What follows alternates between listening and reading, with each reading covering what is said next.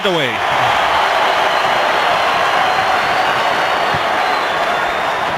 And he's much more comfortable on that side, Herschel Gibbs. This is a poor delivery. Really just stuck in the fingers from Shane Warne halfway down the track. And Herschel Gibbs plenty of time to get back and just place it nicely. Hold him. He's dragged it on. Inside edge. Into that rough marks that Alan Border was talking about. And Shane Warne has achieved the breakthrough. Well, it wasn't quite how I imagined it, but it was still a full ball, very wide of the left-handers off stump. Unfortunately for the young debutant, inside edge onto his foot, back onto the stumps, and the tide has turned back the other way. And a very disappointed young man. I can understand that disappointment. A welcome pile 28, but South Africa now 89 for 2. That must be. He's gone. The first time that Shane Warne has thrown it above the eye line. Herschel Gibbs fancied it. I think it was probably the right thing, but halfway down I think he realised he wasn't in any sort of position. Because he threw it up in the air, it was always going to spin more. Thank you very much. Lot of turn there for Shane Warne. Had absolutely no chance of getting back.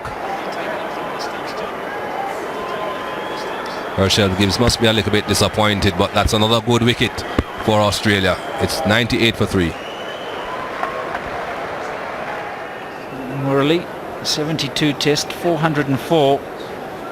And he's got plenty of cricket to come. Wasim Akram, he's probably at the end of his career. Courtney's finished, Capel's finished, Hadley's finished. Beautifully bowled. I'll see you later, Jacques Kallis. That is right in the right zone for Glenn McGrath. So first Shane Warne and now Glenn McGrath.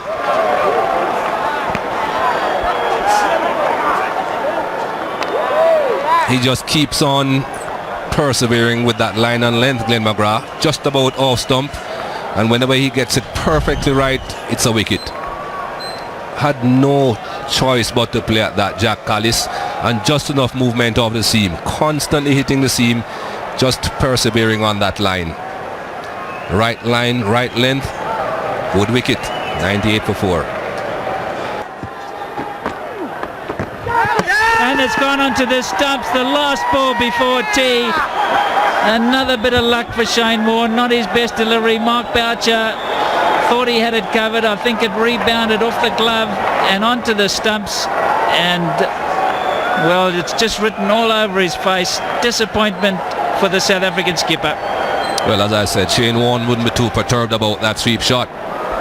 He's not unhappy with these sweeps because the ball is turning a great deal. It pitched outside leg, just came back enough to come onto the pad and the glove, and of course the sweep shot, the action of the shot, just dragging the ball back onto the leg stump. Boucher goes for 1. South Africa in desperate trouble at 109 for 6 as they all head off for tea. McGrath 1 for 21 will continue from the coloured drive end. Bowling to the left-hander Nicky Boyer.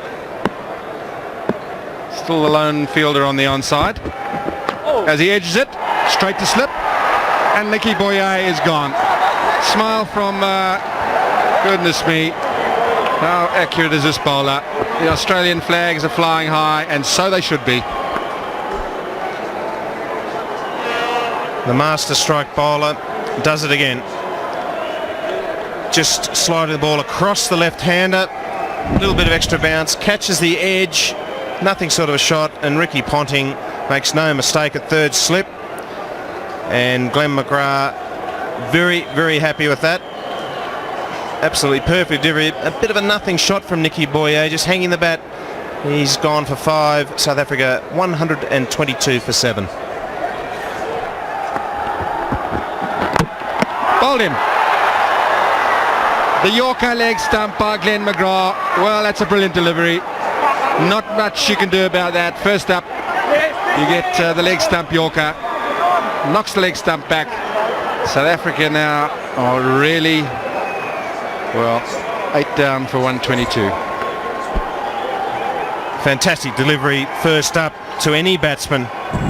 And I think that that is an in-off. I think you'll find that that's hit Ntini's front foot as he swivelled and hits the foot and then goes onto the leg stump, and he's out for a first ball duck. We haven't seen Little Daffy before. Ntini out for 0, 122 for 8.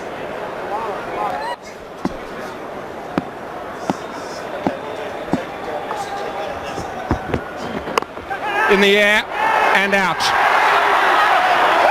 The bounce at Andre now. Well, we've seen wickets fall so dramatically just before and dramatically just after tea. Australians, both on the field and those supporters in the stands, are jubilant. Well, I see it, but I don't believe it. This is just an incredible, dominating performance by the Australians. Glenn McGrath, his 3rd wicket in 4 balls. An absolutely perfect short ball to the tail ender.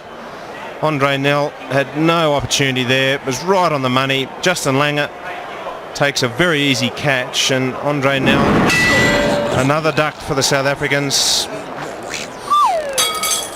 Disappoint for him. South Africa now 122 for 9. Try and keep Alan Donald on strike. In the air, out. Glenn McGrath takes 5 wickets, and Australia have won this test match, and they don't come more convincing than this. As I've said a number of times, I don't think I've ever seen an Australian side so dominant. When you consider the quality of the opposition, South Africa are the next best test side. They've proven that over the last number of years with some good wins, but that is as good as it gets. Total domination from ball 1. And the Australians are very, very happy with that performance. Glenn McGrath ends with 5 wickets. What a great fast bowler he is. And the Australians are absolutely ecstatic with that performance. And the story of the South African second innings was a disaster. Gibbs and Kirsten put on a few up front before Kirsten hit one to cover. And then a good partnership between Gibbs and Prince. 69 runs before Prince was bowled by Warne. Then Gibbs was out, and after that it was really Calypso. And the bowlers, well, in both the innings they've all been superb.